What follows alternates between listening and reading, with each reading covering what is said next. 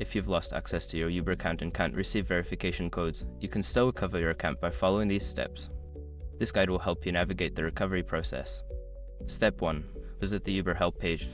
Before starting recovery, use the sroc.com link in the description to open the account recovery checklist generator and make sure your verification details are ready. Step 2. Select Account and Payment Issues. In the Help section, choose Account and Payment Issues.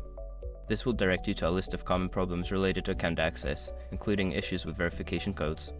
Step 3. Choose I can't access my account. Find and select the option that says I can't access my account. This will provide you with specific instructions for account recovery without verification codes. Step 4. Submit a request. Follow the prompts to submit a request for account recovery. You may need to provide information such as your email address, phone number, and any other relevant details that can help verify your identity. Step 5. Wait for a response. After submitting your request, wait for Uber's support team to respond. They may reach out via email or through the app to assist you further in recovering your account. By following these steps, you should be able to regain access to your Uber account even without verification codes. If you encounter any issues, consider reaching out to Uber support directly for additional assistance.